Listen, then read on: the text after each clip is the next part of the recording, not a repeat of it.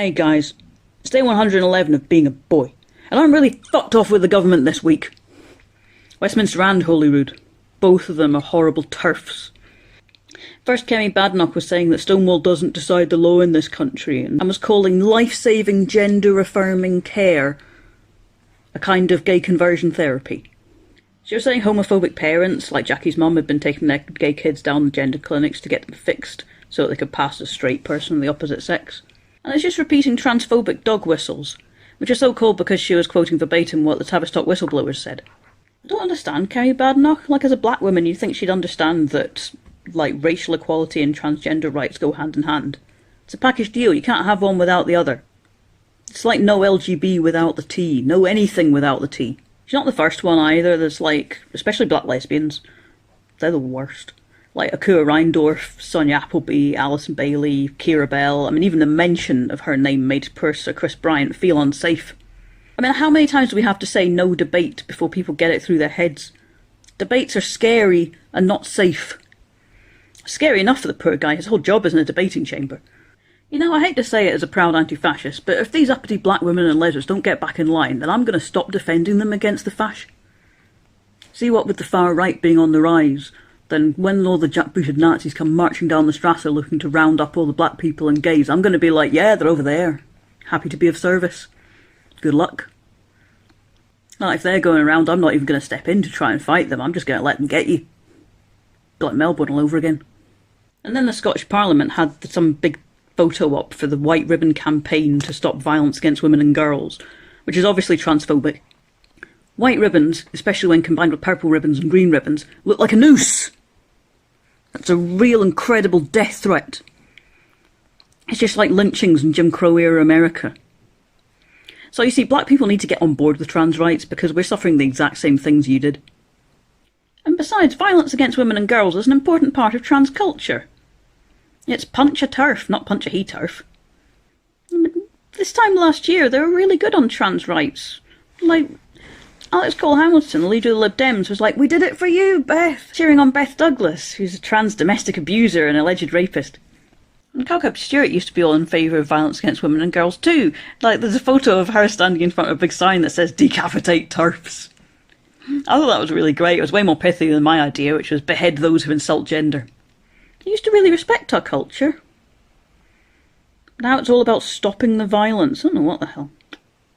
Well, we had some good news. The Scottish Prison Service said that they were going to allow trans girls in the male estate, I don't know why they'd be in there, to go into the women's prisons to try and mingle with the other women to learn how to be more womanly. Which I thought was really offensive, because trans girls are girls. They don't need any extra help to be more womanly, and there's nothing they can learn from cis women anyway. But I'm hoping that it means if I ever get arrested because of this transphobic government, then I'll go to Suxton Prison and I get to hang out with all the bad boys. My ma always used to tell me, if you're naughty, the police will take you away and send you to Castle Huntly where the bad boys stay. So naturally, I misbehaved all the fucking time. And then the worst thing happened. Westminster was allowed to block the Gender Recognition Reform Bill with Section 35 of the Scotland Act, because they said it would affect equalities legislation across the whole UK.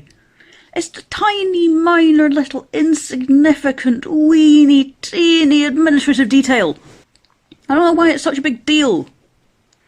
It brings us in line with international best practice, like in countries that have brilliant equalities legislation and a great history of equality between the sexes and gay rights, like Malta and Ireland. Abortion access and corruption and religious influence can all wait. This is important. I mean, it's, like I say, it's still only a tiny little administrative change in the law, but to people like me, it is necessary and life-saving. I need the right to be able to change my birth certificate or else I will die a death. And it'll be all your fault, Kemi. Then won't you feel guilty?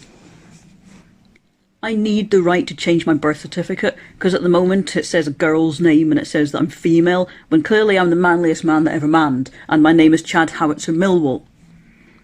I also want to change my birthplace as well, because at the moment it says I was born in Tayside, and I'm sick of folk going, "Oh, you're Facecum D, you're Facecum D." I'm not even Facecum D! I'm from Perth.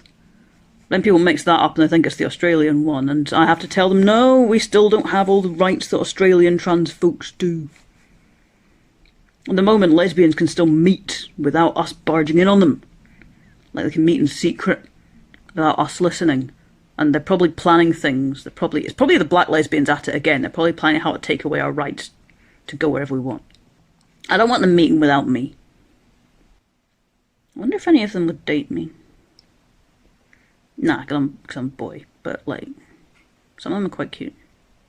Anyway, I'm sick of the government going on about all this shite about violence against women and girls and child safeguarding. Like, if we have safeguarding, how's my colleague Dr. Sneed supposed to make any money and sponsor me? If they start bringing in safeguarding in America, and she's going to have to skip the border and then go to her Mexican clinic, and I'll get paid in, like, Mexican pesos. I don't know how much that is. I'll have to hire a PA or something to work it out for me. Can't be fucked with that. It'd cost me even more. It'd be easier if, like, the GRR bill had gone through and if all the safeguarding shite hadn't been brought up in the first place. Because then she could come to Britain. Or she could come to an independent Scotland. And then she could, like, I don't know, you'd have, like, a clinic at the Sandyford or at Gretna Green or something and, like, cut up all the homophobic parents' kids and they'd bring them over the border. Yeah, you could have a wee cottage industry.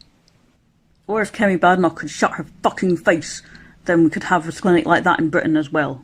We'd have a clinic like that across the whole UK. It wouldn't be an issue. I don't really care if Scotland's independent or not, just as long as I get to continue my grift. That's why I've joined the SNP. Right, now I have to go, the news is interviewing me later, so I need to get all my soft toys arranged and practice my crying. And find a disabled toilet to masturbate in. Love ya.